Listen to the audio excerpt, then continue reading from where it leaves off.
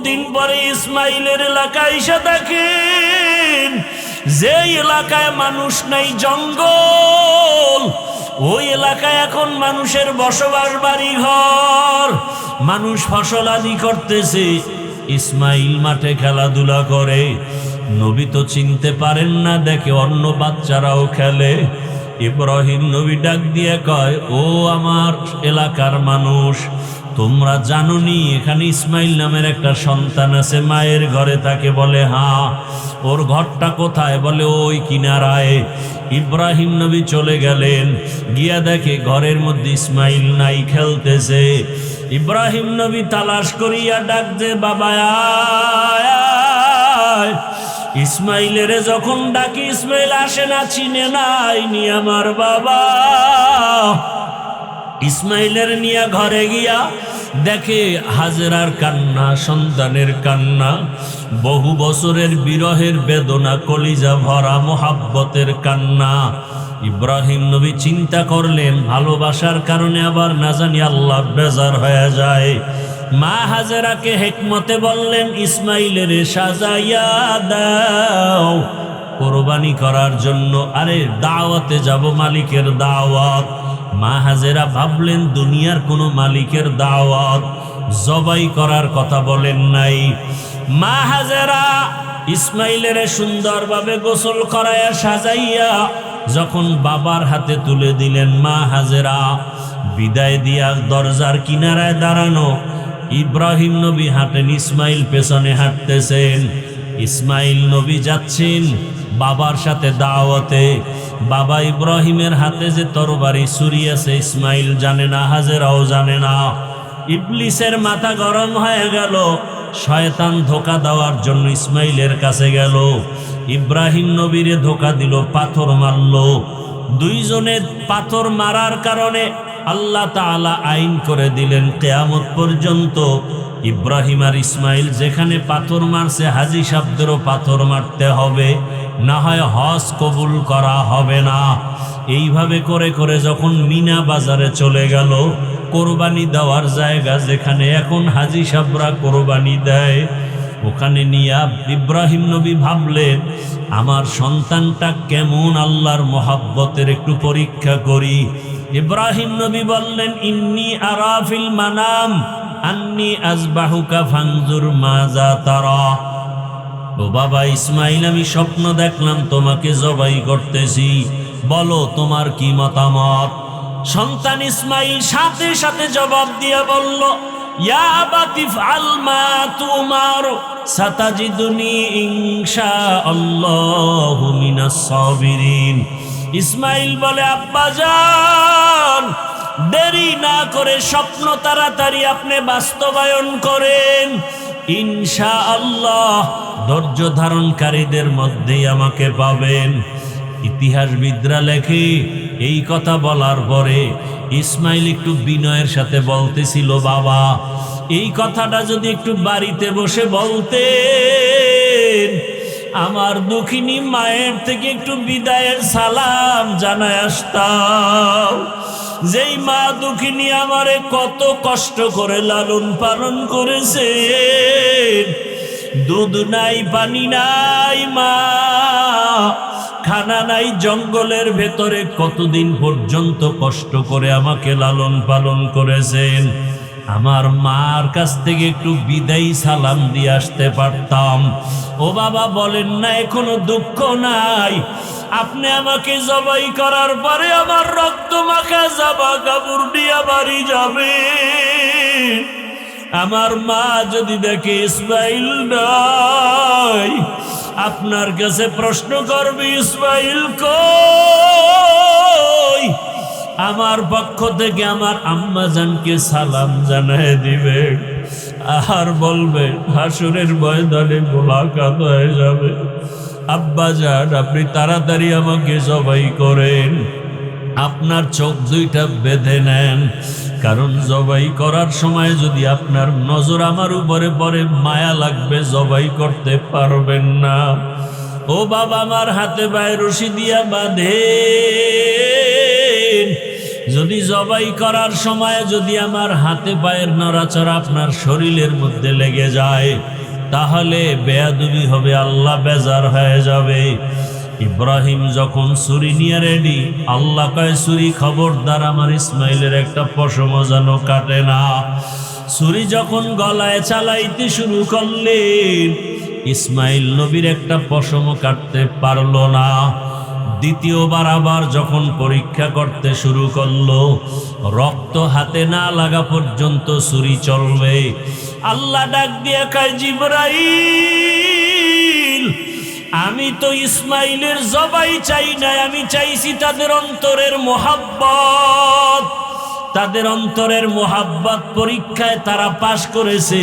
তুমি তাড়াতাড়ি জান্নাত থেকে একটা দুম্বা নিয়ে যাও, ইব্রাহিমের ছুরির নিচে দিয়া দাও, আর ইসমাইলের সরায়া দাও। ও পর্দার আড়ালের মা বোনেরা, ও বৃদ্ধ বাবাজিরা, আমার কলিজার যুবক বাবারা, সামনে কোরবানির পরীক্ষা, ওই সন্তান কোরবানি করার পরীক্ষা। যদিও সন্তান জবাই দিবেন না, আল্লাহ আমাদেরকে পশু জবাই করার জন্য ব্যবস্থা করে দিলেন। তবে সন্তানটাকে জবাই না করলেও আল্লাহর পথে চালানোর কোরবানি তো দিতে হবে। নামাজে বাধা দেওয়া যাবে না। ও মা বাবারা, সন্তানটাকে বেপরদায় চলতে দেওয়া যাবে না। কোরআনওয়ালা বানাতে হবে। ডাক্তার, ইঞ্জিনিয়ার, প্রফেসর বানাবেন, তবে নেক আমলওয়ালা ডাক্তার বানান। কত ডাক্তার আছে নামাজ পড়ে, কত ইঞ্জিনিয়ার নামাজ পড়ে, কত র্যাব, আর্মি, পুলিশ, বিডিআরের চাকরি করে, নামাজি অভাব নাই। এমন একটা সন্তানকে আপনি চাকরিজীবী বানান, নামাজি চাকরিজীবী, নামাজ পড়বে, কোরআন পড়বে, মা বাবার জন্য দোয়া করবে।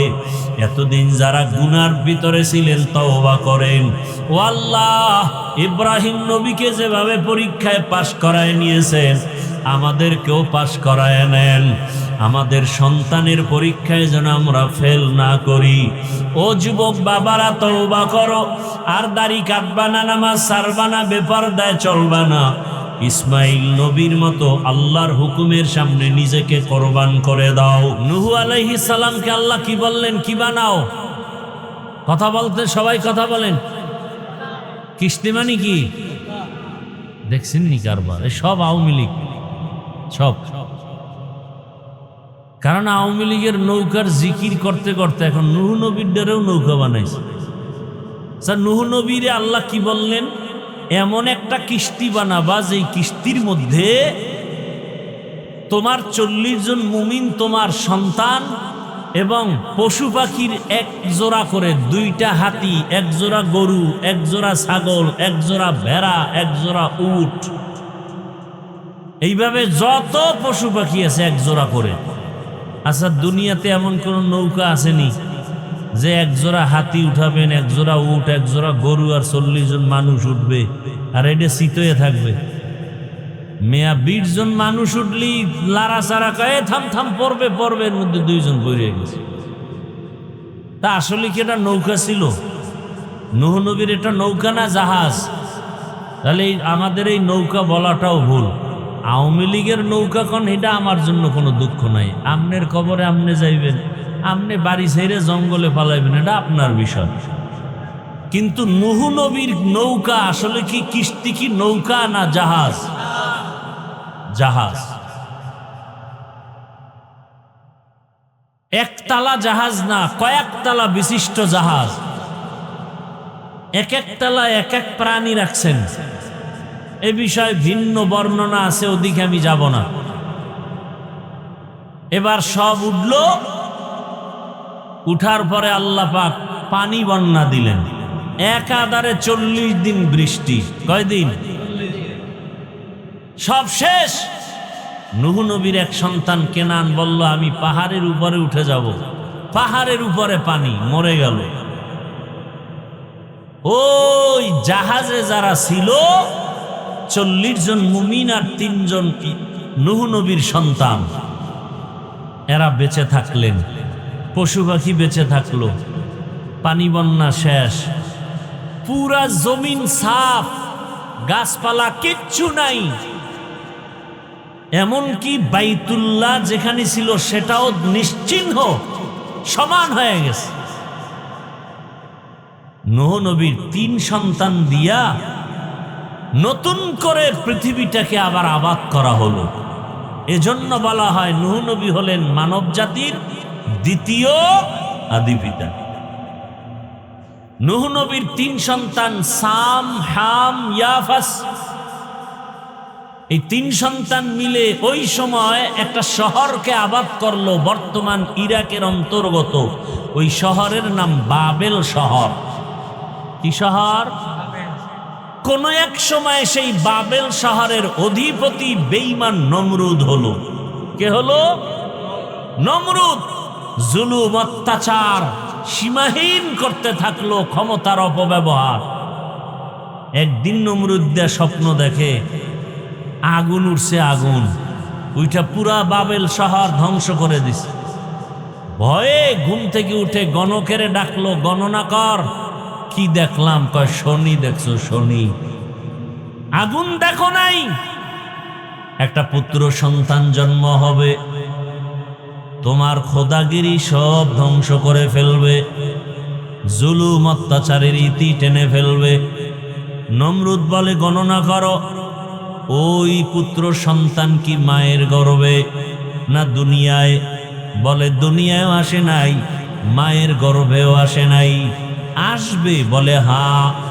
নমরুদ তখন আইন জারি করলো, স্বামী আর স্ত্রী এক জায়গায় থাকা যাবে না। পুত্র সন্তান যদি জন্ম নেয়, সাথে সাথে তারে জবাই করে দাও, মেরে ফেলো, হত্যা করো। এটাকে বলে বার্থ কন্ট্রোল, জন্ম নিয়ন্ত্রণ। পৃথিবীর ইতিহাসে প্রথম জন্ম নিয়ন্ত্রণ আইন করে বেঈমান নমরুদ। আর এই জন্ম নিয়ন্ত্রণ আইনের ডাইরেক্টর বানায় ইব্রাহিম নবীর বাবা আজরকে। জন্ম নিয়ন্ত্রণ হারাম। বলেন জন্ম নিয়ন্ত্রণ। এই একটা তিল বুঝেন না? তিলের মতো ছিদ্র আছে, জায়েজ। এইটাও আমাকে বয়ান করা নিষেধ, কারণ বাঙালি জাতি তো তিল পাইলে তাল বানায় ফেলে। এই জন্য ওই তিলের যে একটা সুরাত আছে জায়েজ, ওটাও বয়ান করা নিষেধ। আম বয়ান জন্ম নিয়ন্ত্রণ হারাম। জন্ম নিয়ন্ত্রণ করে কেন? 2 সমস্যার সমাধান পায় না এজন্য। এক সমস্যা, সন্তান বেশি হলে থাকবে কই, জায়গা কম। কি? 2 নাম্বার সমস্যা, সন্তান যদি মানুষ বেড়ে যায়, খাবে কি, খানাও কম। এই 2 সমস্যা। থাকবে কই, খাবে কি? আল্লাহ বলেন দোনোটার চাবি তো আমার হাতে। কার হাতে? লিল্লাহি মুলকুস সামাওয়াতি ওয়াল আরদি, লিল্লাহি মুলকুস সামাওয়াতি ওয়াল আরদ, ইয়াহাবু লিমান ইয়াশাউ ইনাসা ওয়া ইয়াহাবু লিমান ইয়াশাউ যুকুর আও ইউযাওবিজুহুম যুকরানা ওয়া ইনাসা ওয়া ইয়াজআলু মান ইয়াশাউ আকিমা ইন্নাহু আলীমুন কাদির। বাখা কুরআন কালামুল্লাহ বসনো কদিমাস্তি কদিমাস্তি নইনো। আলোচনা যেদিকে ঢুকতেছে আর একটু সময় লাগবে, দিবেন সময়, আল্লাহ কবুল করে। কারণ এখন তো আর সময় কি দিবেন, আমার থেকে আপনারা মহাপণ্ডিত, ভালো জানেন। না জানলে হুজুরকে ভুল ধরেন কেমনে? কি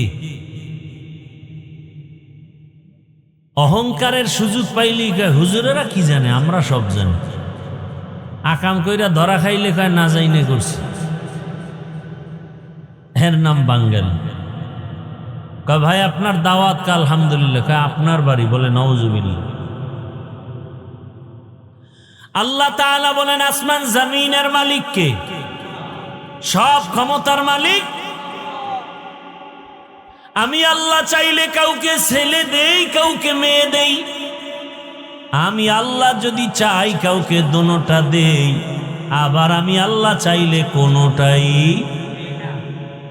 আর আপনারা স্লোগান শুরু করছেন কি, ছেলে হোক মেয়ে হোক দুটোর বেশি নয়, একটা হলে ভালো হয়, না হইলে আরো ভালো। কেন? সন্তান বেড়ে গেলে থাকবে কই, খাবে কি? আল্লাহ কয় তাকায় দেখ, জমিন তো ছিল না, ছিল এক সময় পানি আর পানি। আমি আল্লাহ পদ্মা নদী চর ফালাইয়া জায়গার ব্যবস্থা করব, যমুনা নদীর মাঝে চর ফেলে জায়গার ব্যবস্থা করব। ওরে বাংলাদেশের মানুষ, তুমি দেখো তোমার দেশে জায়গা কম, 16টা বাংলাদেশ প্যাকেট করে রাখার মতো জায়গা সৌদি আরবে আছে। কয়টা দেশ? এরকম 16 দেশ প্যাকেট করে রাখতে পারে বাংলাদেশের মতো। সৌদি আরবে জনসংখ্যা হিসাব করো।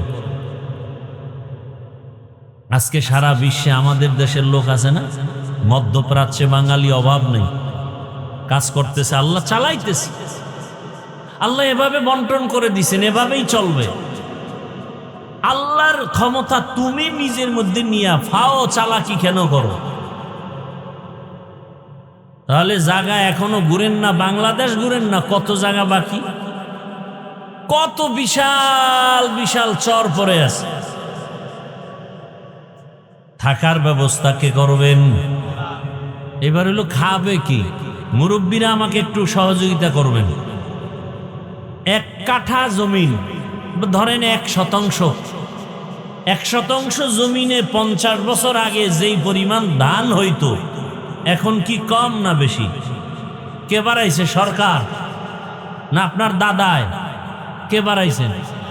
আগে 10টা পেয়ারা খাইলো জিব্বে টের পাওয়া যাইতো না, আর এখন এত বড় বড় পেয়ারা, 1 পেয়ারা একজনে খাওয়া, একটা বেদানা, একটা আপেল, কত বড় বড়। রিজিক কে বাড়াইলেন? না খায় মরছে কেউ, খাইয়া মরতেছে। এত খাওয়া খায়, পেট ফুইলা জাগাত। আমগো দেশে একজনে কাঁঠাল খাইছে, জনমের খাওয়া খাইয়া 1 ঘুম দিছে, সকালে পেট ফুইলা জাগাত শেষ। বাঙালি তো খাওন পাইলে আর কোনো কথা নাই। কি ডাক্তার মিষ্টি খাইতে নিষেধ করছে, সবে বরাতের মিষ্টি খেতে গেছে মসজিদে, তাও আবার কোলেরটাও নিয়ে গেছে। 1 প্যাকেট ডান হাত দিয়া লইয়া আবার ভিতরে দিয়া বাম হাত ঢুকাইয়া দিছে আর 1 প্যাকেটের জন্য। কি আছে না নাই? তো বাম হাত দিয়া যখন নিতেছে, পিছন দিয়ে একজনে দেয় আমি 1 প্যাকেটই পাইনি, ও 2টা লয়ে টানে কেন? ও ডান বগলের ডালয়ে টান দিছে। টান দিছে পর 2 জনের সাথে লাগছে ঝগড়া, কিলাকিলি, ধুম কিলাকিলি, জেলাফি বইরা ভর্তা পায়ের তলে। কিলাকিলি করতে করতে, ধাক্কা ধাক্কি করতে করতে 1.5 ঘন্টা, দেয় মসজিদে কেউ নেই, ওরা 2 জন ছাড়া। এইবার কার কত ক্লান্ত হয়ে গেছে, জেলাফি পাইলাম না, কারে মসজিদে আসবো না। খাওয়ার জন্য এত পাগল, এই যত মামলা হামলা, যত কিছু ঝগড়া ফাসাদ, এই খাওন আর খাওন। খাইতে পারে 250 গ্রাম, 1.5 কেজি লয়ে টানা টানে, বাইরে মাইরে ফেলাইছে নিজে বেশি খাওয়ার জন্য। বাবাকে পর্যন্ত হত্যা করে, নিজে সম্পদের মালিক হবে। বিনিময় কি হলো? শেষ পর্যন্ত জেলখানার আসামি, জায়গার জায়গায় জায়গা পড়ে রইল, না বাবায় পাইল, না ভাই পাইল, না নিজে পাইল। শেষ ফল বিচারক ফাঁসির হুকুম দিয়ে দিল। এই তো একটা মাইয়া পাওয়ার জন্য যুবক পেছনে লাগছে, তো এর পেছনে আরেক যুবক একে মেরে ফেলছে। মেরে ফেলার পরে এবার মাইয়াও জেলখানায়, ছেলেও কি জেলখানায়। পরিণাম ফলে হইছে ফাঁসি। কি হইল? এখন কি দুনিয়া ওই আছে নাকি যে তুমি আকাম কইরা পার পাবা? সেই দুনিয়া আর নাই। এখন মানুষ, মুরব্বীরা বলতো দেওয়ালের কান আছে, এটা এখন বাস্তব হয়ে গেছে। রাতের অন্ধকারে কি করো? 30 বছর আগে অন্যায় করছে, এটা ধরে ফেলাইছে এখন গোয়েন্দা বিভাগের লোকেরা, একটা কুলু দিয়া ধরে ফেলছে। কি কুলু সিগারেট খাইয়া সিগারেটের পাশা ফালাইয়া গেছে ওই জায়গায়, ওইটা ধইরা আসামি ধরে ফেলাইছে। একটু থুথু নিক্ষেপ করেছে, এখান থেকে টিস্যু ঘাম মুইসা টিস্যু ফালাইয়া দিছে। পুলিশ এসে ওখান থেকে ধইরা ওই টিস্যুর থেকে বের করছে আসামিকে। আছে না নাই? না আমি এটি বানায় বলতেছি, জেনে শুনি আর পরও তো আকাম বন্ধ নাই। আর এই সোনার বাংলা কোনোদিন সোনার বাংলা হবে না যতদিন পর্যন্ত চোরগুলোর হাত কাটানো হবে। আমার দেশের চুরি যতদিন বন্ধ হবে না ততদিন পর্যন্ত এই জমিনে শান্তি আসবে না। আল্লাহর কসম করে বললাম, কোনোদিন শান্তি আসবে না। বাংলাদেশে কি পরিমাণ টাকা মানুষের কাছে, অথচ গরিবরা পোশাক পায় না, শীতের মধ্যে কোরবানির গোশত খাইতে পারে না, আর মাইক লাগায় স্লোগান দেয় কেউ খাবে কেউ খাবে না। তা হবে না, চাপাবাজির অভাব নেই। মানুষ পশুর চরিত্রের থেকে খারাপ হয়ে গেছে। একটা কুকুরকে মারলে কষ্ট পায়, মানুষকে হত্যা করতে কষ্ট পায় না। আল্লাহ হেদায়াত দান করুন। এই কথাগুলো কে বলবে? যার ভাগে কম পড়ে, যে বাধা হয় বলে ওরে মাইনাস কর, মামলা নাই। এক কি বলবো, কোন দিকের কথা কোন দিকে যায়। একজন বড় উপরস্থ কইতেছে একজন, আরে বেটা মার্ডার কইরে আবি, আমার কাছে কোনো মামলা নাই, সব সাইজ করে ফেলাম। আফসুস, বড় আফসুস। নিরপরাধ এখনো জেলখানায়, আর মার্ডারের আসামি পার পেয়ে যায়। কথা ঠিক না? কই ওসমান হাদির হত্যার বিচার হয়েছে? এটা একটা কথা। ধামাধাম ধইরা দুই একটারে সাইজ করলেই পুরো দেশ ঠান্ডা হয়ে যায়। সৌদি আরবে এত চুরি নেই কেন? স্বর্ণের দোকান খুইলা নামাজে যায়, পুলিশ পাহারা দিতেছে, ঘুরতেছে, কোন চোরের সাহসী হয় না ওখানে যাবে। আর আমগো কাজের মহিলা মালিকেরে কি নাকের সামনে নিয়ে কি কইরা ঘরের সব লয়ে গেছে। ঢাকাতে ঘটনা অহরহ ঘটতেছে। এখন কাজের লোকের ঘরে কাজের লোক রাখাও বড় কঠিন, বড় মুসিবত। এক কথায় কচু পাতার পানি যেমন এটা নিরাপত্তাহীন, আমাদের জীবনটা তেমন অবস্থায় আছে। রাস্তা দিয়া চলতে গেলে কোনো নিরাপত্তা নাই, বড় কঠিন হালাত। কে কখন কি করে ফেলে বলাও যায় না।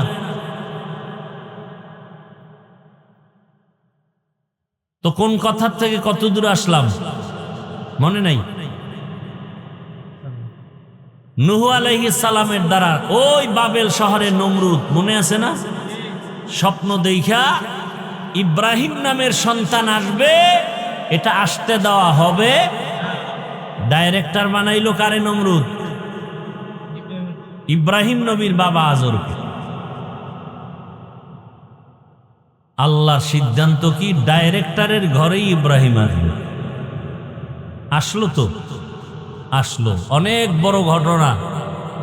শেষ পর্যন্ত ইব্রাহিম নবীকে মা গোপনে গোপনে লালন পালন করে বড় বানাইছে।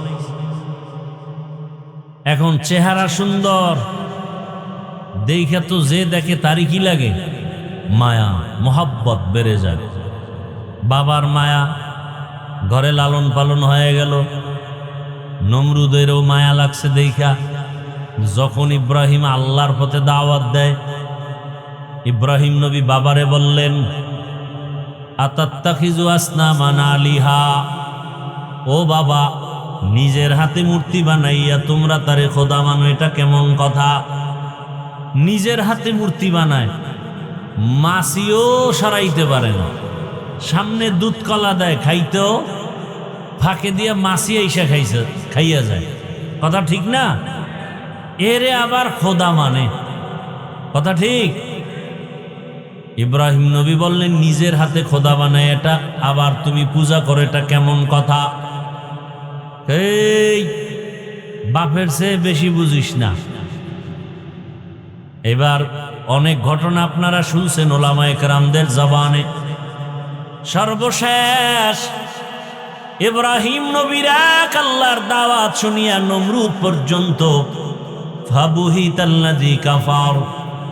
ইব্রাহিম নবী প্রশ্ন করেন, নমরুদ জবাব দিতে ব্যর্থ হয়ে গেল। জালেম যখন যুক্তি দিয়ে আগাইতে পারে না, তখন জুলুম করা শুরু করে। তখন কি করে? জুলুম, মেরে ফেলো, ওর বাড়ি আগুন জ্বালাও। এটা হলো জালেমের কাজ। যুক্তিতে আগাইতে পারে না, জুলুম করে এখন নিজে বড় হবে। ও আজর, ইব্রাহিম রে আগুনের মধ্যে জ্বালায় দাও, ওরে বুঝায় দেখো আমাদের মূর্তি পূজার বিরুদ্ধে কথা বলে, এটা মানা যায় না। বুঝানোর পরে দেখে না ইব্রাহিমকে বুঝানো যায় না। ফাইনাল সিদ্ধান্ত, ইব্রাহিমকে আগুনের মধ্যে জ্বালায়া পুড়িয়া ফালাও। আল্লাহ কয় না, আমি আল্লাহ যাকে বাঁচায় রাখবো তাকে কেউ মারতে পারবে? সম্ভব না। আল্লাহ যাকে দুনিয়াতে পাঠাবেন, কোন জন্ম নিয়ন্ত্রণের আইন আর ঔষধ তাকে ফিরায় রাখতে পারবে না। আল্লাহর সিদ্ধান্ত। ইব্রাহিম নবীর জন্য এবার আগুন সাজানো হলো। বিশাল এরিয়া নিয়া আগুনের মধ্যে ফালাইবে, কিন্তু আগুন এত বিশাল, তাপমাত্রা এত বড় এরিয়ায় কাছে যাওয়া যায় না। এবার চরক গাছ আনছে, চরক গাছের চরখার মতো ঘুরাইয়া রশি দিয়া বেঁধে ইব্রাহিম নবীর আগুনের মধ্যে ফেলবে, কিন্তু ফেলতে পারে না। এইবার নমরুদ বলে, আমার অবস্থা খারাপ, ইব্রাহিমের আগুনে ফেলা যায় না কেন? সবাই রশি ধরে টানো, ইব্রাহিমের বাইদা তারপরে ফালাও। বাধা হলো, টানা হলো, হাজার হাজার মানুষ ফেলতে পারে না। নমরুদ তওবা করবে করবে ভাব, এবার ইবলিস এসে হাজির হয়ে গেল। ডাক দিয়ে কয়, নমরুদ এত কেন পেরেশান? যত আকামের বুদ্ধি দেওয়া দরকার মিস কল দিবি, হাজির হয়ে যাব। ইব্রাহিম রে ফালাইতে পারবি না, কারণ আল্লাহর নবী ইব্রাহিম লক্ষ লক্ষ ফেরেশতা ইব্রাহিমের ধরে রাখছে, আগুনের মধ্যে ফেলা যাবে না। যদি এই মুহূর্তে ফেলতে চাও, ইব্রাহিমকে উলঙ্গ করতে হবে, তাহলে রহমতের ফেরেশতা ভেঙে যাবে। কোন কোন ঐতিহাসিকরা লেখছেন, যদি এখন ইব্রাহিমের সামনে উলঙ্গ নাচ গান করাইতে পারো, তাহলে রহমতের ফেরেশতা চলে যাবে, ইব্রাহিমকে আগুনে ফেলা সহজ হয়ে যাবে। তাই করা হলো। ইব্রাহিমকে যখন আগুনে ফেলা হলো, আল্লাহ তাআলা আগুনকে নোটিশ জারি করলেন, কুলনা ইয়া নারু কুনি বারদাও ওয়া সালামান আলা ইব্রাহিম, কে লুতুফে খেশরা ইজহার কর বা খলিল আসনারে গুলজারে কর। ইব্রাহিম নবীর আগুনকে আল্লাহ বলেন শান্তিদায়ক, ঠান্ডা হয়ে যাও। মুফাসসিরিনে কেরাম বলেন, শুধু ওই আগুন না, ওই টাইমে দুনিয়াতে যত আগুন ছিল সব আগুন ঠান্ডা হয়ে গেল, সব আগুন। ইব্রাহিম নবী আরামে বসে আছেন, আগুনের মধ্যে একটা পশমও জ্বলে না। নমরুদের চান্দি গরম, ওই আগুন জ্বালাও না কেন? কয়, আমি যার গোলাম তুমিও তার গোলাম। তুমি আমাকে বলো একবার জ্বালাও, আর আমার মালিক বলে খবরদার ইব্রাহিমের একটা পশম যেন না জ্বলে। দীর্ঘদিন আগুনে থাকলেন, ইব্রাহিম নবী বের হয়ে আসলেন। চাচাতো ভাই একজন নবী, আর তার বিবি বিশ্ব সুন্দরী সারা, একে নিয়ে এবার কয়, না এই দেশে আর থাকা যাবে না, সিরিয়ায় হিজরত। এইবার ওই যে খুতবায় আয়াত পড়ছিলাম, এই আয়াতে ওই হিজরতের কথা বলা হচ্ছে। ইব্রাহিম নবী বলেন, ইন্নী যাহিবুন ইলা রব্বি সায়াহদিন, আমি আমার রবের দিকে হিজরতের জন্য রেডি হয়ে গেলাম। আমার রব আমার জন্য কল্যাণের পথ, রাস্তা বের করে দেখায় দিবেন। বিবি বিশ্ব সুন্দরী সারাকে নিয়া রওয়ানা, সিরিয়ার জমিনে মিশরের উপর দিয়া যেতে হবে। মিশরের বাদশা বড় জালেম। যখন শুনছে বিশ্ব সুন্দরী, গোয়েন্দা বিভাগের লোকেরা বলল বিশ্ব সুন্দরী সারা আসছে, ইব্রাহিমের স্ত্রী, বলে আটক করো। আটক কইরা স্ত্রীকে নিয়ে গেল বাদশার রাজমহলে, রাজপ্রাসাদে। পৃথিবীতে মুসলমানকে ধ্বংস করার যতটা উপকরণ আছে, এর মধ্যে সব থেকে বড় উপকরণ হলো বেপর্দা। কি বেপর্দা? অর্ধুলঙ্গ উলঙ্গ নারীদের নাচ গান, অবাধে চলাফেরা, এতে মুমিনের ঈমান ধ্বংস হয়ে যায়। আল্লাহ হেদায়েত দান করুন। পর্দার ওয়াজিত নাই। পর্দার ওয়াজ করবে কি? আমি যদি বেপর্দায় মহিলাগুলো নিয়ে একসাথে এক টেবিলে বসি, তাহলে পর্দার ওয়াজ কি আমার জবানে আসবে? কথা বলেন, আসবে? আমি মাওলানা, আমি মুফতি, আমি মুহাদ্দিস, আমি বড় হুজুর, আমি যদি মহিলাদেরকে বেপর্দায় এক টেবিলে বসাই, তাহলে আমার জবানে কোনোদিন পর্দার বয়ান আসবে?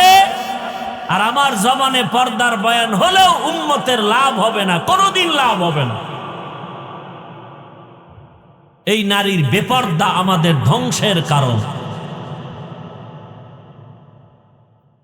আল্লাহ হেদায়েত দান করুন। ওই উত্তরবঙ্গে একবার দেখছিলাম, মহিলা মসজিদে উঠে বক্তব্য দিতেছে, কমিশনার না চেয়ারম্যান, বাস পাওয়ার পারে না, হুজুরগো নামাই দিয়ে সে নামাজটা পড়ায় দেয়। এমন অবস্থা, বড় কঠিন হালাত। তবে এটা ইতিহাস লেখা থাকবে যে বাংলাদেশের প্রধানমন্ত্রী কি এখন কথা বলে, এটা একটা ইতিহাসের পাতায় লেখা থাকবে না? প্রধানমন্ত্রী পুরুষ। কারণ রসুলের সহিহ হাদিস, যেই দেশে বারবার নারী ক্ষমতার প্রধান হবে, তসবিহ ছিঁড়ে গেলে যেমন একটার পর একটা দানা পড়তে থাকে, আসমান থেকে এরকম গজব একটার পর একটা আসতেই থাকে। আল্লাহ আমার দেশকে হেফাজত করেন, আমার জাতিকে হেফাজত করেন। ভাইরা আমার, এবার ওই জালেম সুন্দরীকে নিছে। ইব্রাহিম নবী তো নবী মানুষ, আল্লাহওয়ালা মানুষ, আল্লাহর পেয়ারা বান্দারা বেশি একটু সরল হয়, মনের মধ্যে প্যাঁচ কম, চুপচাপ বসে আছে। নিয়ে গেল গোয়েন্দা বিভাগের লোকেরা জুলুম করে বিবিরে। আল্লাহ রেখে, আল্লাহ গো, আমার বিবিরে নিয়ে গেল জালেম, কি করি, উপায় কি আমার? আল্লাহ কা ইব্রাহিম এখানে বসে থাক, অন্তর চক্ষু খুলে দিলাম, ওই জালেম যা করবে তুই এখানে বসে দেখবি। সুন্দরী রমণী দেখে ওই জালেম যখন হাত বাড়াইছে, সাথে সাথে হাত বাঁকা হয়ে গেছে। এভাবে 3 বার, আমি সংক্ষেপ করে যাচ্ছি। শেষ পর্যন্ত জিগায়, তোমার ভিতরে এমন কি পাওয়ার যে আমি ব্যর্থ হয়ে গেলাম 3 বার? জবান বন্ধ। এবার বলে আমার মধ্যে কোনো পাওয়ার নাই, তবে এতটুকু বলা যায় আমি আল্লাহর পেয়ারা নবীর একজন স্ত্রী। কে সে নবী? বলে ইব্রাহিম নবী। তাই নাকি? বলে হ্যাঁ। এবার 2-3 বার আকাম কইরা যখন দেখে ব্যর্থ, এবার দিল নরম করে ইব্রাহিম নবীকে আনলেন, সম্মান করলেন। আর সন্তানাদি কি আছে ইব্রাহিম নবীর? কয় কোনো সন্তান নেই, বুড়া বয়স। এবার হাজেরা ছিলেন খাদেমা, তাকে ইব্রাহিম নবীর খেদমতের জন্য দিলেন। মা সারার মতামত নিয়ে এক পর্যায়ে বিবাহ হয়ে গেল। আল্লাহর কাছে ইব্রাহিম নবী নেককার সন্তানের দোয়া করলেন, রব্বি হাবলি মিনাস সলিহিন। কে দোয়া করলেন? ইব্রাহিম নবী। ও সন্তানের মা বাবারা, সন্তান মা বাবার কথা শুনে না আল্লাহর কাছে কয়দিন দোয়া করছেন? সন্তান দুনিয়াতে ভালো আশা করার জন্য ভালো মা ঘরে আনা দরকার ছিল। আপনি তো ভালো মা আনছেন না ডানা কাটা ভরি নিয়ে আসছেন? ভালো একটা মা ঘরে আনার পরে ওই মা বেপরদা করে না, বেগানার নজর লাগায় না, আল্লাহর কাছে দোয়া করে, স্বামীও দোয়া করে। আল্লাহর কাছে যারা দোয়া করবেন নেককার সন্তানের জন্য আল্লাহ তাকে সন্তান দিবেন। 10টা সন্তান হলে কি লাভ হবে যদি মা বাবার অবাধ্য হয়? সন্তানের কারণে যদি মা বাবা জেলখানায় যেতে হয়, মা বাবা যদি সন্তানের অপরাধের কারণে সমাজে মুখ দেখাইতে না পারে, এমন সন্তান 10টা হওয়ার দরকার নাই। ইজ্জত বাঁচানোর জন্য এক সন্তান যথেষ্ট। আল্লাহর কাছে চাইতে হবে। ইব্রাহিম নবী বুড়া বয়সে দোয়া করলেন, হে আল্লাহ একটা নেককার সন্তানের ব্যবস্থা করে দেন। আল্লাহ দোয়া কবুল করে সংবাদ দিয়ে দিলেন, ফাবাশশারনাহু বিগুলামিন হালিম, আমি একটা বিচক্ষণ ধৈর্য ধারণকারীদের অন্তর্ভুক্ত একটা সন্তানের সুসংবাদ দিলাম। মা হাজেরার গর্ভে আল্লাহ সন্তান দিলেন, নাম রাখলেন কি? ইসমাইল। ইব্রাহিম নবীর এই প্রথম সন্তান ইসমাইল, এর পরের সন্তান ইসহাক, ইসহাক নবীর সন্তান ইয়াকুব, ইয়াকুব নবীর সন্তান ইউসুফ আলাইহিস সালাম। কথা বুঝেননি? ইসমাইল নবীর বংশে কোনো নবী নাই, অথচ ইসহাকের বংশে নবী নবী নবী। কিন্তু ইসমাইলের বংশে আল্লাহ এক নবী পাঠাইলেন, আখিরি জামানার পয়গম্বর। এবার বুড়া বয়সে সন্তান পাইয়া ইব্রাহিম নবী খুশি নাকি বেজার? খুশি, এমন মায়া, বুড়া বয়সের সন্তানের প্রতি বড় মায়া।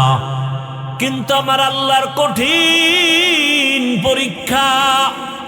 ও ইব্রাহিম, সন্তানের মায়ায় পড়িয়া আমার মায়া থেকে দূরে সরলে হবে না। বুঝতেছি তুমি কিন্তু দূরে যাইতেছ। পরীক্ষা শুরু হয়ে গেল। যেখানে বাইতুল্লাহ ওখানে ঘর নাই, জঙ্গল।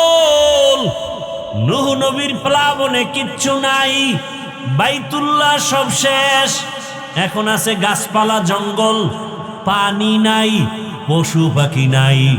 ইব্রাহিম নবীকে বললেন, তোমার স্ত্রী হাজেরা ইসমাইলের নিয়ে ওখানে নির্বাসনে দাও। কেন টেন নাই? আল্লাহ অর্ডার করেছেন।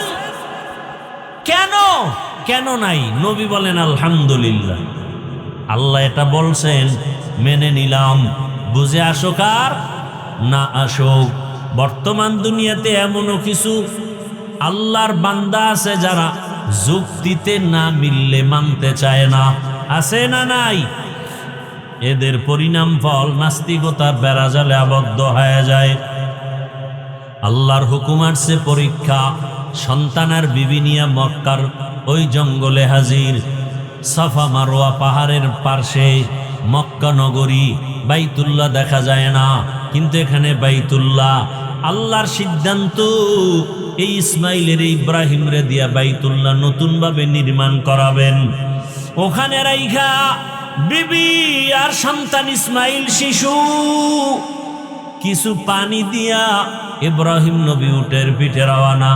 যখন যাইতেছেন ইসমাইলের শোয়াইয়া মা হাজেরা একটা দৌড় দিছেন, গিয়া ডাক দিয়া গায়ে, স্বামী ও আল্লাহর পয়গম্বর, এই জঙ্গলের ভিতরে আমাদের যে রাখিয়া যাইতেছেন, আপনি কোথায় যান? ইব্রাহিম নবীর কোনো আওয়াজ নাই। এই মুহূর্তে কিছু বললেও আল্লাহর হুকুমের বাইরে চলে যাবে। নিজের থেকে কিছু বলা যায় না। কেমন কঠিন পরীক্ষা চিন্তা করেন। বুড়া বয়সের সন্তান। এবার মা হাজেরা বলে, আমাদের রাখিয়া কই যান? বাড়ি। ইশারায় বলে, হ্যাঁ বাড়ি যাই। সিরিয়ার জমিন বাড়ি। বাড়িতে যাইতেছি। আমাদেরকে রাখতেছেন কেন? আপনার কোনো মনের আশা পূরণের জন্য। ইব্রাহিম নবীর জবাব নাই। সর্বশেষ মা হাজেরা ডাক দিয়ে বলেন, ও পয়গম্বর, আল্লাহর হুকুম এই জন্যই কি রাখেন? আল্লাহর আদেশ। ইব্রাহিম নবী বললেন, হ্যাঁ আমার আল্লাহর আদেশ। এ কথা শোনা মাত্র হাজেরা আলাইহিস সালাম চোখের পানি ছাড়লেন আর বললেন, ও পয়গম্বর, আমার আল্লাহ যদি আদেশ করে থাকেন, আমার কোনো দাবি নাই, আপনি আমাদের জন্য দোয়া করিয়েন। ইসমাইলের মাঝে মাঝে আইসা দেখবেন, আমি হাজেরার খবর নেওয়ার প্রয়োজন নাই। এখানে পশু পাখি থাকে না, পানিও নাই, যতটুকু পানি আছে শেষ হয়ে যাবে 2-1 দিনের মধ্যে। আমি হাজেরার খবর নেওয়ার প্রয়োজন নাই। আপনার এই বয়সের সন্তান ইসমাইলের মাঝে মাঝে এসে একটু কলিজা ভরে দেখা যাইয়েন, খবর নিয়েন। এবার এই কথা বইলা মা হাজেরা আল্লাহর শরণাপন্ন হলেন। ও আল্লাহ, এই গহীন জঙ্গল, মানুষ নাই, পশু পাখি নাই, ও আল্লাহ মেহেরবানি করে আপনি আমাদের সব আরামের ব্যবস্থা করে দিয়েন, ইজ্জতের সাথে আপনার হুকুম পালনের ব্যবস্থা করে দিয়েন। ইব্রাহিম নবী পাহাড়ের উপর উঠিয়া নিচে নাইমা আড়াল হয়ে গেলেন। ওখানে নামার পরে সন্তানেরও দেখা যায় না, হাজেরাকেও দেখা যায় না। নবী ইব্রাহিম হাত উঁচু করে মালিকের দরবারে দোয়া করলেন, রব্বানা ইন্নী আসকানতু মিন যুররিয়্যাতি বিওয়াদিন গায়রি জি যারইন ইনদা বাইতিকাল মুহাররম রব্বানা লিয়ুকিমুস সালাতা ফাজআল আফইদাতাম মিনান নাসি তাহওয়ি ইলাইহিম ওয়ারযুকহুম মিনাস সামারাত। আল্লাহর কাছে ইব্রাহিম নবী দোয়া করতে থাকলেন, ও আমার রব, আমার এই বয়সে আবার কলিজা ভরা মায়া সন্তান ইসমাঈল, আমার এই জীবনের শেষ, আমার কলিজা ভরা মায়া, আমার হাজেরাকে রাখিয়া এমন জায়গায় আপনি রাখতে বলেছেন। আমি প্রশ্ন করি নাই, ও দয়ার মালিক, একটা মানুষ নাই, পশু পাখি নাই, পানি নাই, ও আল্লাহ কি হবে জানি না। আমি দোয়া করতেছি, আপনি কুদরতের দ্বারা বসবাসের ব্যবস্থা করে দেন, রিজিকের ব্যবস্থা করে দিয়েন, পানির ব্যবস্থা করে দিয়েন, আর ধৈর্য ধারণ করার ব্যবস্থা করিয়েন। আপনি যদি ওদের দেন, ওরা নামাজ আদায় করবে, আপনার শুকর আদায় করবে। ইব্রাহিম নবী দোয়া করে চলে গেলেন। এদিকে মা হাজেরা আর ইসমাইল ছাড়া কেউ নাই। রুট পানি শেষ হয়ে গেল। 1 দিন 2 দিন 3 দিন মা হাজেরা বাচ্চাকে দুধ দেয়। দেখি ইসমাইল 1 দিন পরে দুধও পায় না। মা তার জিহ্বাটা ইসমাইলের মুখে দেয়, দেখে জিহ্বায় কোনো পানি নাই। মা পাগলনির মতো হয়ে গেল, সন্তানের এত আকুতি। মা না খাইয়াও চায় আমার সন্তান যেন কষ্ট না পায়। একটা মায়ের অন্তরে, বাবার অন্তরে সন্তানের কি মায়া। ও পর্দার আড়ালের মা বোনেরা, কই তোমার মা, কই তোমার বাবা? যেই মা বাবা না খাইয়া তোমারে আমারে বড় বানাইছেন, আজকে ওই মাকে কবরে রাখিয়া কেমনে আরামে ঘুমাও? ওই বাবারে কবরে রাখিয়া কেমনে আরামে ঘুমাও? ওরে অনেকের সন্তান বিদেশ, মা এই যে কোরবানি আসতেছে, ওই সন্তানের চিন্তায় মা 1 টুকরা গোশত মুখে দেয় না, সবাই রে গোশত পাকাইয়া খাওয়ায়। কিন্তু মায়ের অন্তরে বড় ব্যথা, বড় দুঃখ। আমার সন্তান আমার কাছে নাই, আমার সন্তানটারে কাছে পাইলে আমি কলিজা ভরে খাওয়াইতাম। ওই সন্তানটারে দূরে রাইখা মা ভালো খানা মুখে দিতে পারে না। ও আমার যুবক বাবারা, আজকে যাদের মা বাবা বেঁচে আছে, এখনো ওই রত্ন হারাইও না। এই মা বাবা হারাইয়া গেলে আর পাইবা না রে সন্তান। বাবা তোমার জীবনের বড় ছায়া দোয়া দিও। ওরে বাবার সাথে যদি গোপনে অন্যায় করো দোয়া চাইও। বাবার কাছে গিয়া বলিও বাবা আমারে মাফ করে দাও। ওরে বাবার কাছে যদি ক্ষমা চাইতে পারো বাবার চোখের পানি ধরে রাখতে পারবে না। মায়ের কাছে গিয়া ক্ষমা চাইও, মায়ের কষ্ট দিও না রে বাবা। ওই মা বাবার চোখের পানি আরশে আজিমে চলে যাবে। ও যুবকেরা, এই বয়সে মায়েরে কত কাঁদাইছো, বাবারে কত কাঁদাইছো। এখনো সময় আছে, পায়ে হাত রেখে বলি তওবা করো আর গুনাহ ছাড়ো। মা বাবার দোয়া নিয়ে সামনে আগাও। মায়ের কলিজা ফেটে যায়, ইসমাইলের মুখে পানি নাই, দুধও নাই, জিহ্বা দেয় শুকায় দেয়। মা হাজেরা পাগলের মতো ডানে তাকায় বামে তাকায়। হঠাৎ তাকায় দেখে সফা পাহাড়ে পানির মতো দেখা যায়। মা হাজেরা দৌড় দিলেন, গিয়া দেখে সূর্যের একটু আলো পায়া বালুগুলো পানির মতো চিকচিক করে, আসলে পানি না। মা হাজেরা চোখের পানি ছেড়ে কাঁদেন, আবার ইসমাইলের দিকে নজর দেন, আবার মারোয়া পাহাড়ে দৌড়ায়। এইভাবে 7 বার দৌড়াইলেন। মা হাজেরা এমন ভাবে দৌড় দিছে, আমার মালিকের কাছে এত মজা লাগছে। আমার আল্লাহ ডেকে বলে, ও ফেরেশতা জিবরাইল, আমার হাজেরা যেই জায়গায় দৌড় দিল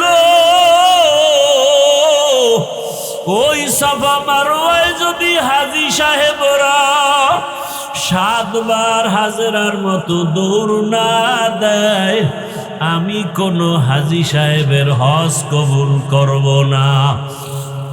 ওই হাজেরার স্মৃতি আমার কাছে ভালো লাগছে। আজকে যত হাজিরা দৌড়ায়, ওমরা করতে যায়, হজ করতে যায়, মা হাজেরা যেখানে একটু জোরে দৌড় দিছেন ওই জায়গায় চিহ্ন দেওয়া আছে সবুজ বাতি, ওই জায়গায় সব হাজিরা দৌড়ায়। আরে কেমন মানুষ! আজকে হাজার হাজার বছর পর্যন্ত ওই মক্কা নগরীতে মা হাজেরার স্মৃতিচারণ হচ্ছে। আর আমরা কেমন মানুষ, আমাদের নামটা মা বাবায় নিতে চায় না। সন্তান হিসাবে বড় খারাপ হয়ে গেলাম, বাবা হিসাবেও খারাপ। ওরে এমন চরিত্র, সারা দিন রাত মোবাইল নিয়ে গুনাহ করি। আজকে আমাকে স্বামী হিসাবে স্ত্রীও ভালো জানে না, বাবা হিসাবে সন্তানও ভালো জানে না। মনে মনে ঘৃণা করে বাবায়, গুনাহ করে মোবাইলের দ্বারা। স্ত্রী ঘৃণা করে আমার স্বামী, গুনাহ করে মোবাইলের দ্বারা। আসলে তোমার দুনিয়াতে আমার মাওলা স্মরণ করবে দূরের কথা, আপন স্ত্রীর কাছেই তো ভালো হইতে পারলাম না। ও কপাল পোড়া মুসলমান, আপন সন্তানের কাছে ভালো বাবা হইতে পারল না, কপাল বড় খারাপ। ওরে আপন সন্তানের কাছে আদর্শ বাবা হইতে পারি নাই, আপন ছাত্রের কাছে আদর্শ শিক্ষক হইতে পারি নাই, মুসল্লিদের কাছে আদর্শ ইমাম হতে পারি নাই, আপন স্ত্রীর কাছে আদর্শ স্বামী হতে পারি নাই।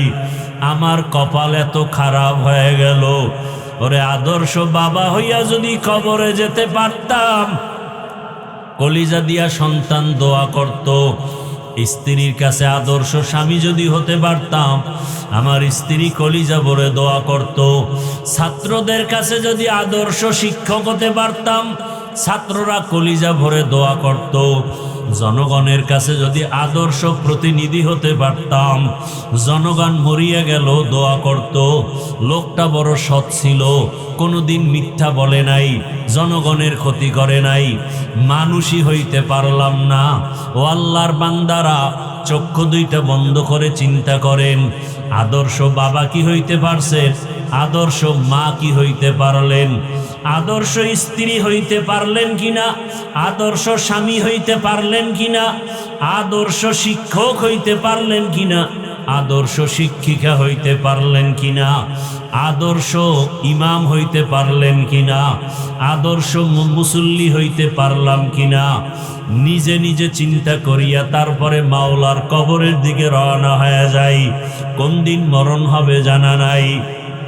মা হাজেরা দৌড়ায়, সন্তানের পেরেশানি, চোখে পানি। হঠাৎ করে গাইবি আওয়াজ, কে যেন ডাক দিছে হাজেরা, কে যেন আস্তে করে শব্দে আওয়াজ দেয় হাজেরা। মা হাজেরা কান সজাগ, কোথার থেকে ডাক আসতেছে জানা নাই। মা হাজেরা নজর করে দেখে, আজকে যেখানে বাইতুল্লাহ আমার আল্লাহর ঘর, ওই বাইতুল্লাহ তখন ছিল না, নিশ্চিহ্ন। ওই জায়গার থেকে একটু আওয়াজ, মানুষের সুরাতে একজনে দাঁড়ায় দাঁড়ায় ডাকতেছে।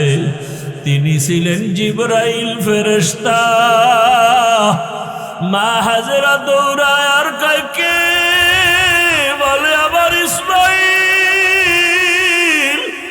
আমি আমার ইসমাইলের জন্য পাগল, আপনি কি একটু সহযোগিতা করবেন? আমার মাওলা কি দেখে না? জিবরাইল আলাইহিস সালাম তার পাখা দিয়া বাড়ি মারলেন। ইসমাইল নবীর পায়ের গোড়ালি দিয়া পানির ফোয়ারা বের হয়ে গেল। মা হাজেরা পাথর দিয়া আটকাইয়া বললেন, জমজম, হে পানি থাম থাম। ওই পানি আজও পর্যন্ত চলে। হাজার হাজার কোটি মিলিয়ন ট্রিলিয়ন বিলিয়ন লিটার পানি হাজি সাবরা নেয়, কমেও না বাড়েও না।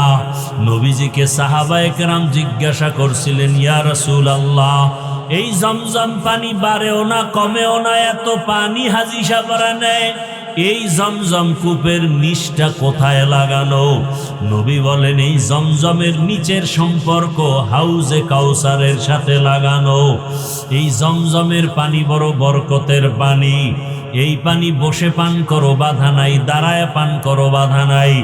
যে কোনো রোগের নিয়তে পান করো আর দোয়া করো, আল্লাহুম্মা ইন্না নাসআলুকা ইলমান নাফিআ ওয়া রিজকান ওয়াসিআ ওয়া শিফাআম মিন কুল্লি দা।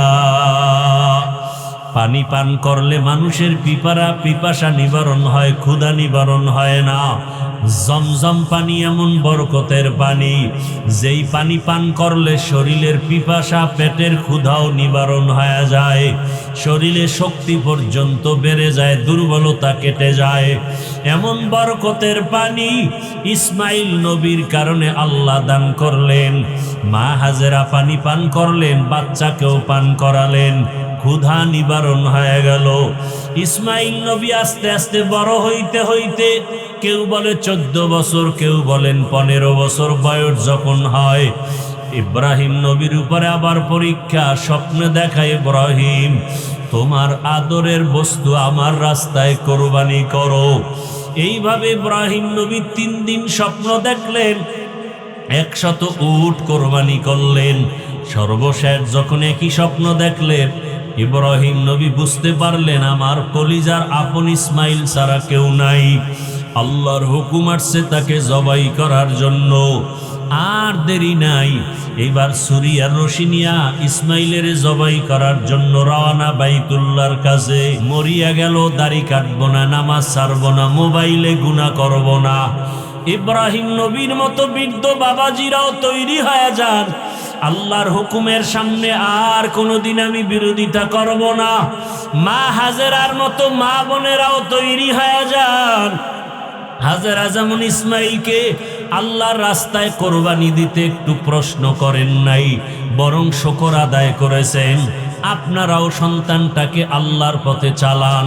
ডাক্তার হবে নামাজি ডাক্তার, নামাজ পড়নেওয়ালা ইঞ্জিনিয়ার, নামাজ পড়নেওয়ালা একজন প্রফেসর। আল্লাহ সবাইকে তৌফিক দান করেন, আমিন।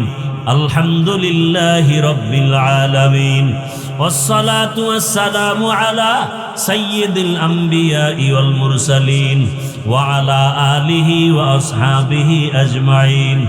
ইয়া আরহামার রাহিমিন, ইয়া আরহামার রাহিমিন, ইয়া আরহামার রাহিমিন। রব্বিরহামহুমা কামা রাব্বায়ানি সগীরা।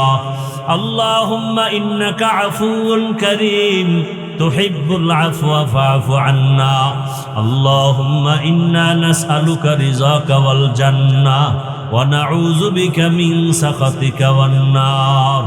ও দয়ার মালিক, গুনাহের বোঝা নিয়ে আপনার দরওয়াজায় হাজির। আয় আল্লাহ তাআলা, আমরা সবাই গুনাহগার, মেহেরবানি করে আমাদের গুনাহমুক্ত জীবন দান করেন, আমাদের নেক আমল কবুল করে নেন। আয় আল্লাহ, হাতের গুনাহ, জবানের গুনাহ, চোখের গুনাহ, অন্তরের গুনাহ মাফ করে দেন, মোবাইলের গুনাহ থেকে হেফাজত করেন আল্লাহ, জাহান্নামের ভয় অন্তরে ঢুকায়া দেন। আয় আল্লাহ, আমাদের সন্তান, আমাদের পরিবার দ্বীনের উপরে মজবুত করে দেন। আমার গুনার কারণে আমার স্ত্রী আপনার পথে নাই, আমার গুনার কারণে সন্তান হেদায়েতের পথে নাই, আমার গুনার কারণে আমার আত্মীয় স্বজন হেদায়েতের পথে নাই, আমার গুনার কারণে আমার ছাত্ররা হেদায়েতের লাইনে নাই, আমার গুনার কারণে উম্মতেরা হেদায়েতের পথে নাই। ও আল্লাহ, আমাকে গুনাহমুক্ত করে দেন আল্লাহ। আয় আল্লাহ, গুনার কারণে দিলটা পাথর, চোখে পানি নাই। আয় আল্লাহ, কুদরতের নজর দিয়ে দেখেন এই মজলিসে কার চোখে পানি, কে গুনার কারণে কাঁদে, কে বাবাকে হারায়া কাঁদে, কে মাকে হারায়া কাঁদে। ও আল্লাহ, কে জানি বাইতুল্লাহ ধরার জন্য কাঁদে, কে যেন নবীর রওজায় সালাম দেওয়ার জন্য কাঁদে। আপনার কত আশেকেরা বাইতুল্লাহ ধইরা ধইরা লাব্বাইকের আওয়াজ দেয়। আয় আল্লাহ, কত আশেকরা নবীর রওজায় গিয়া সালাম জানায়। ওরে কত মোহাব্বতের বন্ধুরা গিয়া মেসেজ দিছে, হাফিজ ভাই, আমরা মদিনার রওজায় নবীর কাছে সালাম দিয়েছি। কেউ বাইতুল্লাহ গিয়া বলে, ভাইজান, আমরা বাইতুল্লাহ লাব্বাইকের আওয়াজ দিয়েছি। ও আল্লাহ, আমাদেরকে কি দিবা না?